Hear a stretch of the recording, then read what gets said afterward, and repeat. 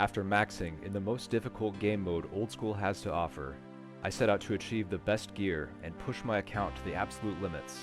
This is my endgame Ultimate Iron Man. In the previous video, we took on Yama, we got some Oathplate drops, finally finished mastering Mixology, completed the Oathplate set, and said goodbye to some friends along the way. And that brings us up to now.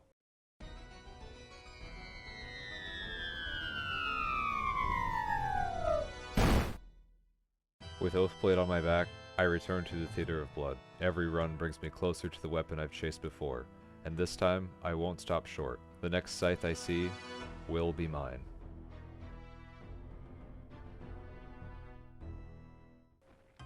Hey guys, so today we're going to be going for the scythe. I'm going to start out by going to Draenor Village. And next up, we're going to run over to the market and find Diego. Trade him, and he should have it right here. Yep. Feels good to finally hold this. Well, I guess that's it. Thanks for watching, guys. Just kidding, guys. I wish it were that easy. But you guys already know, we are returning to the Theater of Blood. I am determined to get myself the scythe. The approximate drop rate for the scythe is about 1 in 172.9 per completion. But that's not for the individual, that's just per team. After factoring team size, deaths, and MVPs, the real drop rate per person ends up somewhere much higher. It's difficult to calculate a truly accurate number since there are too many variables at play. But to put it simply, it's about 1 in 19 purples. Depending on our performance in RNG, it could potentially be a long ride here at the theater before we ever get the scythe. Here's the log on screen. Currently we're sitting just above 200 KC. Honestly, we're pretty lucky so far on how many purples we have received, but we are only missing 2 items, the Justiciar face guard and the coveted Scythe of Vitur, the scythe obviously being more important. And coming in hot, we're already seeing the first purple of the grind, not ours, but it is the Justiciar face guard. Would have been kind of cool if I could get that, but we'll see. Vials of Blood and Clue Scroll.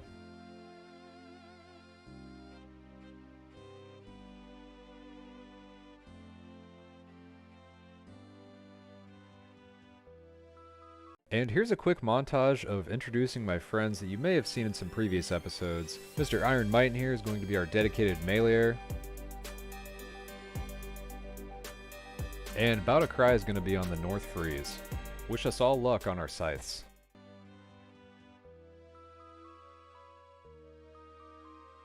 And here we go, the second purple that we've seen during the grind. Someone else's. I'll take Vials of Blood and the Clue Scroll any day, but let's see what he gets. Another Justy piece. That is unfortunate. I do not think he wanted that, but it's still purple. A fatal mistake was made by me, and I had to get carried through this last one, so thanks to these gamers with the scythes. For the no purple.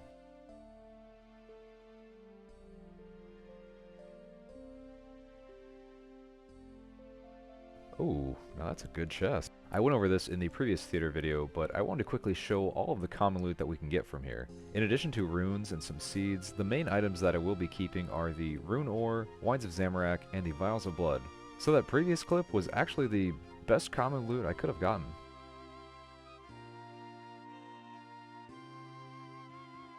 Never. My MVP though.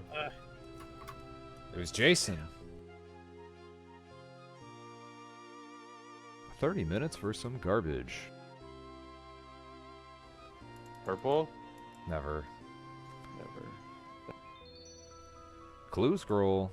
Once again, I went over this in the previous theater video, but I wanted to show how I am resetting and bagging my loot after each run. So I start off by running to Old Man Raoul's house. In the basement, this guy will give you a new Draken's Medallion for free. Then I just minigame teleport to Clan Wars so that I can bag my loot. Then I grab some coins and buy the Explorer's Ring back from Purdue, and use that to teleport to the Cabbage Patch.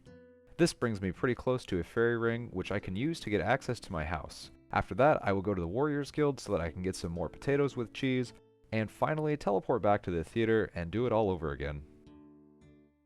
These rune armor and rune ore drops are really good because they will end up being cash later on.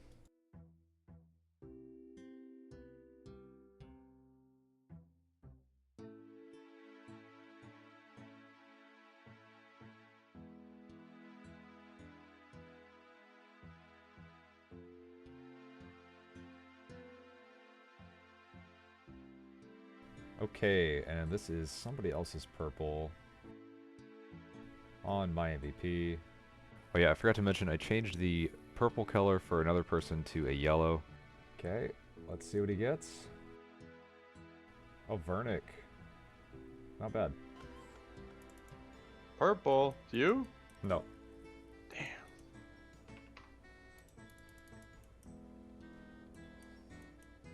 Wait, what did he get? A Vernakill. Oh, nice. Says in the chat. Did he open from... Ooh, vials. Hell yeah. Since in the previous video I finished everything that I needed from mastering mixology, I don't have a lot of uses for many of these herbs, so I'm just going to be dropping any excess loot out here for my main.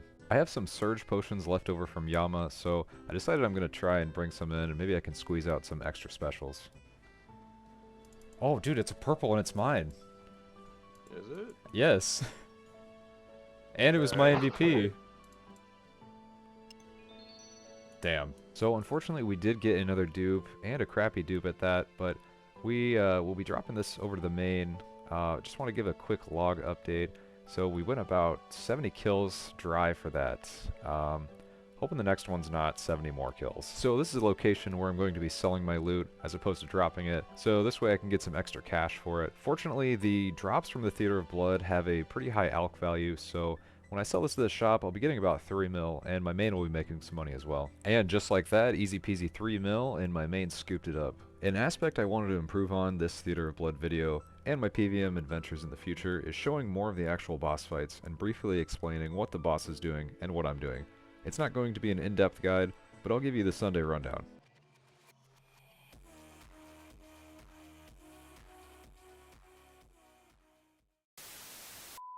So for the first room, Maiden, since I am the ranger, I will be going on the south side. My job is to damage the Nilos when they spawn. The Nilos will spawn when the Maiden reaches these hit points threshold, 70, 50, and 30. When the Nilos spawn, the two freeze rolls will try their best to time their ice barrage so that they all clump in the middle and can quickly take down the entire stack with either blood or ice barrage. I just have to focus on killing the ones that don't land in the freeze pile. Oh, and this might be obvious, but since I have a BGS, I am always going to be waiting to use my special last so that we can maximize the total defense drained as a team. Next up we have Bloat, and Bloat is probably the most straightforward boss. The simple rule to follow is that you can't let him have line of sight with you while he's moving. Bloat will run around the arena for about 25 seconds, then rest for a few. During the rest period is when you unleash everything you've got onto him. But you won't have long before he gets back up and starts moving again. Typically, people bring a salve amulet for this room and drop it afterwards. I'm just going to stick with the Rancor because I don't want to grab a new one every time, and I think later on a piece of food is more useful for me. In heavily geared teams, you can get away with 2 downs. With average or below gear, you'll likely need 3 downs. Don't forget to watch out for falling debris, and that's pretty much Bloat. After this room, you'll be rewarded with a supply chest. At the supply chest, I like to make sure I have at least 3 hard pieces of food for the Nilo room. Hey, if you enjoy this video so far, then you can help me out by dropping a like and subscription. I'm trying to reach 1,000 subscribers by the end of the year. Thank you for supporting the channel.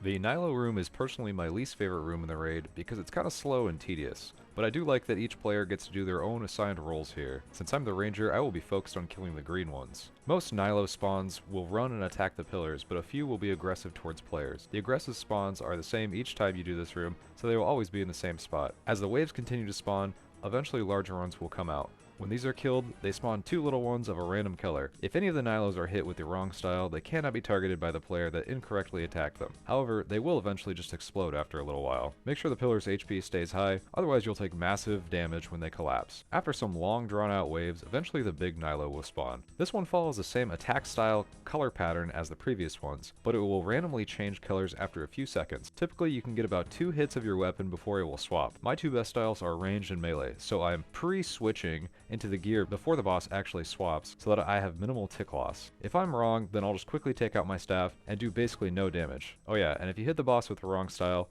you'll take a lot of damage and heal it. But that's pretty much it. Alright, next up we've got Scythe. Scythe sends out these ranged and mage orbs, black and red respectively. If not prayed against correctly, you'll take some massive damage and also have your prayer disabled for a few seconds. This can lead to some deadly combos, so it's important to pay attention and pray accordingly. He's also got a melee attack if you're standing next to him.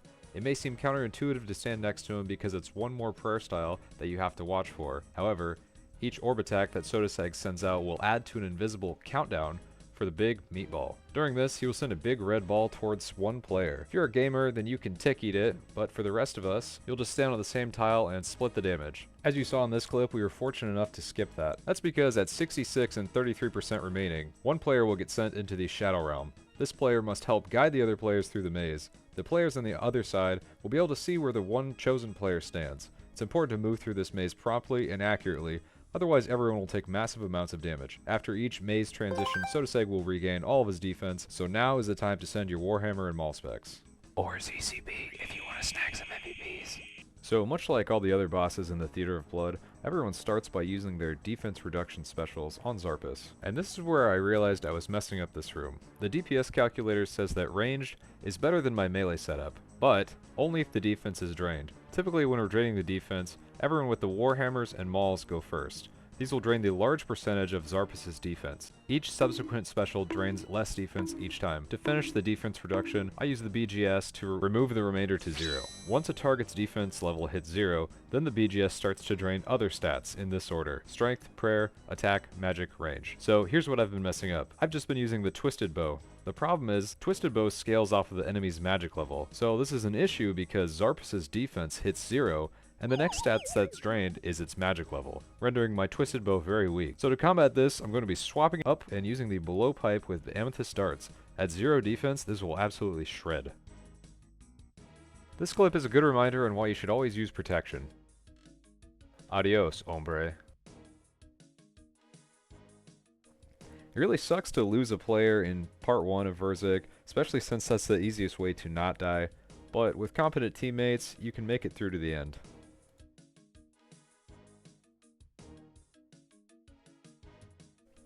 Never lucky.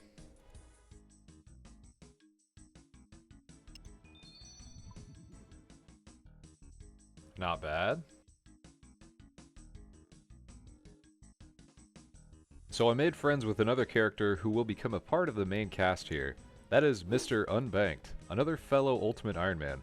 He's going to be our South Freezer. South Freezers can sometimes be difficult to come by. One crucial issue that I've noticed at TOB is that finding a team when you're 0 KC or low KC can be nearly impossible. Players with higher KC have no real incentive to take low KCers, simply because low KCers have less experience and are more prone to dying. The higher KC players don't get anything extra for doing 3+1s. TOB is like applying for your first job out of college. The only entry-level jobs hiring require multiple years of experience, but you can't get any experience because you don't have a job. You don't have a job because you don't have any experience. It's a never-ending cycle that never lets the TOB noobs get any experience. I mentioned this in my previous video, but if you want to get into teams, then try learning a mage role. The melee and range roles are so common because, honestly, they're just easier to do. However, the mage roles are like ladies at a house party. Nobody cares who you know here, you just get let in for free. This is what happens when your specials don't land. Tank, I started to panic after that. Oh. Oh, purple. It's mine. Oh. Oh, damn.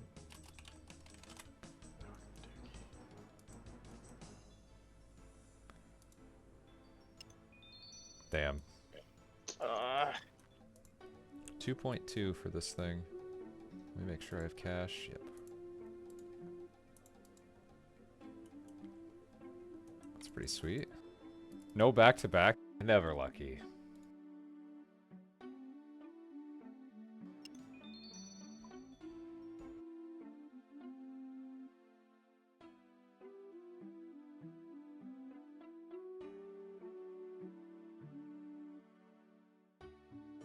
Bantos, Horsels. No pet.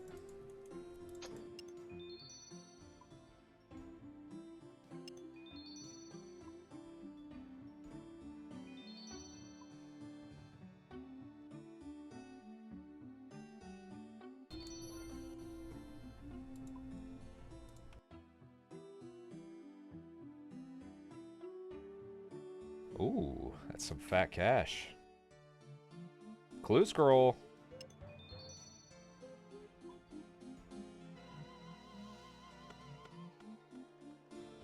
Okay. Okay, my purple. Okay, please be a scythe.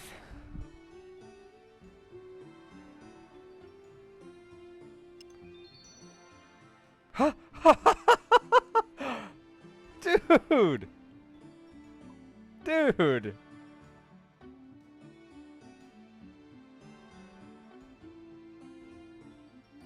Okay, how crazy is that? I was just excited to see another purple in my name, but to be getting a pet on the same drop too, I don't even know what the odds of that would be. But that's crazy. I also wanted to quickly mention that this pet has a transmog. However, you can only get the transmog from doing the hard mode Theater of Blood. There's a 1 in 275 chance of getting the dust. And when attached to the pet, you can turn it into all the other bosses inside the Theater of Blood.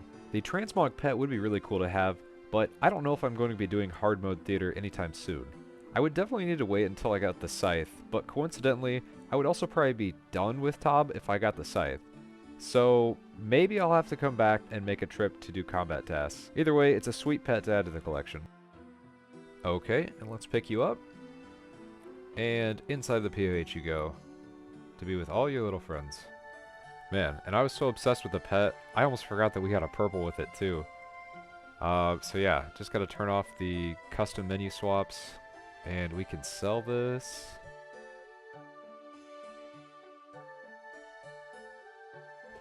Okay, and that's 2.5 mil for me, and a little bit of cash for the main.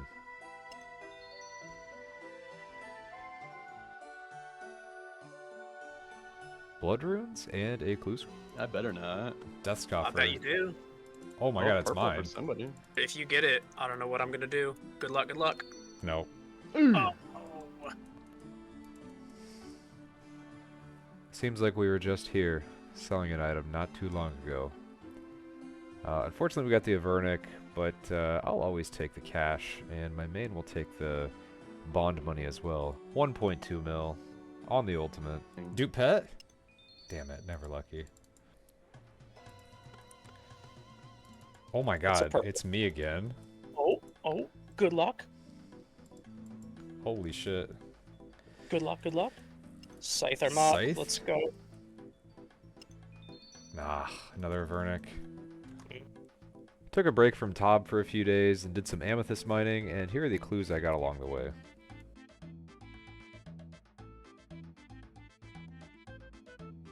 Oh, new collection.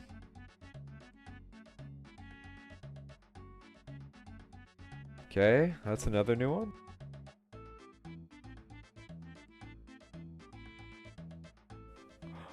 The Bando's helmet. Okay, so here's why this helmet is so important. Firstly, you might have noticed that I did not get a collection log pop-up. That is because I already got this item.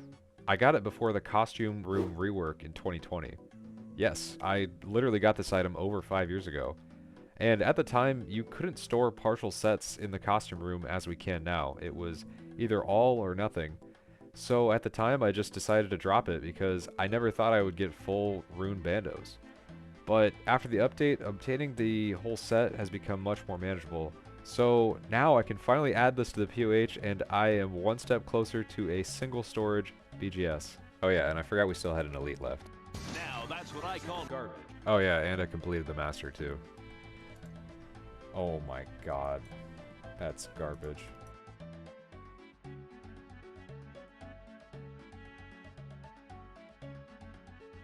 I love wines. Nice. Finally, it took over 300 KC to just get this task naturally, but that is perfect Nilos. Let's go. Holy seeds. One downfall of many players in the Theater of Blood, and a lot of other PvN content in general, is that they're too afraid to use their food. They've got food aversions worse than my pregnant wife. Now obviously, eating is considered a DPS loss because you're not attacking for those few ticks, but you know what's even worse of a DPS loss? That's right, dying. Supplies can't be too much of an issue because I'm actually profiting brews and restores from the theater. My best piece of advice for consistent clears is keep it simple. Just maintain a high HP, especially on the intense parts like Phase 2 Verzik or the green ball at the end. I've snagged so many MVPs just because some Radiant Blorva Scyther dies because he tanked too much on bloat and became Lord of the Flies. Just some casual part 2 going on, nothing crazy.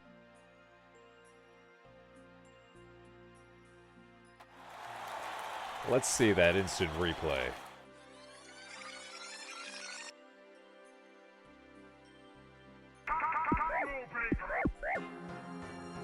Well, scuff equals stuff, because here is the purple. Not ours, but it's someone else's sang.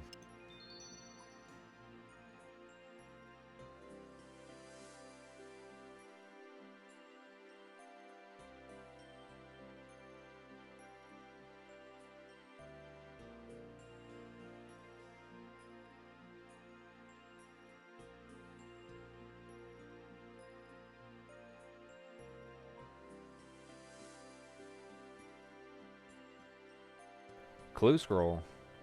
And here's the loot from that elite clue. We got the briefcase. We are looking like a top-tier business professional.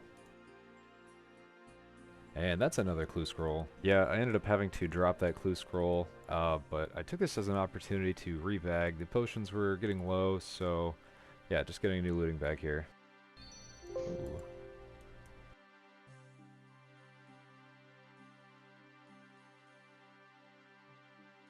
And that is a purple for somebody else. Ah, another vernikilt. Congrats. Not bad.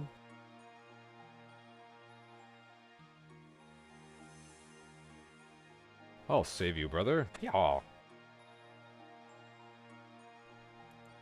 some purples though. And that's a Grazi Rapier for another UIM that we picked up and decided to raid with. Another clue scroll? God damn, I got 3 sitting out there now.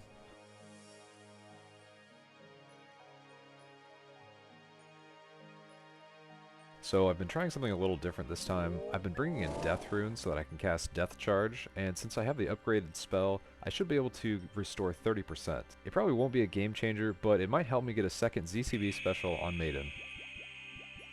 Also, since I'm using the blowpipe during the Nilo waves, I've been ripping the specials basically whenever. Combining Death Charge and my Light Bearer lets me use the special attack like 5 times, and still have full special for the big final Nilo at the end of the waves.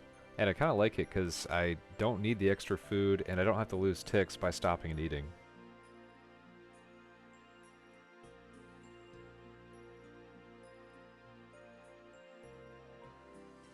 Not the situation you want to be in, but thankfully this guy clutched it for all of us. And that is a timely snack combat task completed. I didn't know this, but actually I didn't even have to do anything for that. This guy on our team just tick-ate everything. Somehow got picked 3 times and it worked, but yeah, that's a free combat task.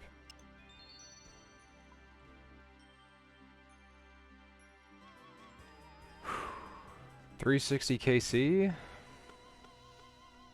Oh, my purple.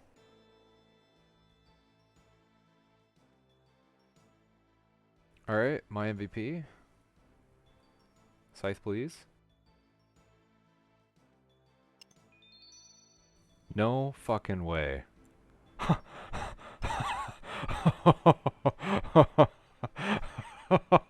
No way. Oh. Dude. Dude. Dude. On the UIM raid too. Well, I mean, there's a random guy in here, but the UIMs brought the energy together to get this scythe. We gotta take a photo to commemorate this very special day at the theater.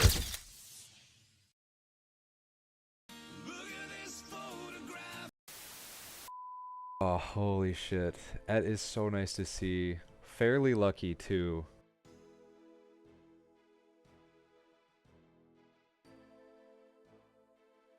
Okay, I decided that I was going to go again with my friend since I gotta test out this new scythe a bit. So I'm going to deposit some stuff into the costume room and I will rebag and get a new setup going.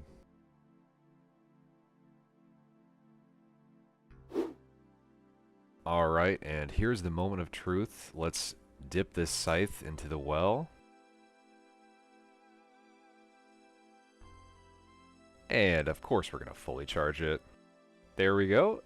That is our Scythe of Vitur charged. I never really used a scythe too much on my main, so I don't really know how long all of these charges are going to last, but either way, you know, really cool to have. Okay, so first raid after the scythe, all I really swapped out was the halberd with the scythe, but yeah, let's test this baby out.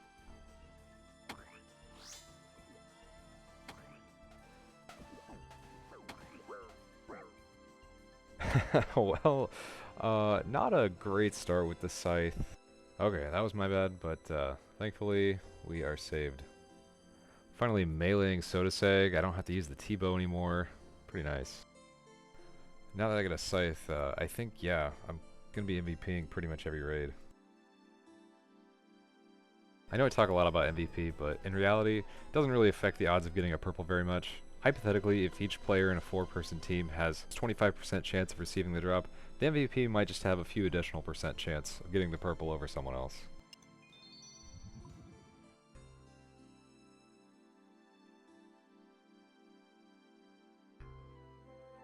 Just me and the boys taking on some Verzik.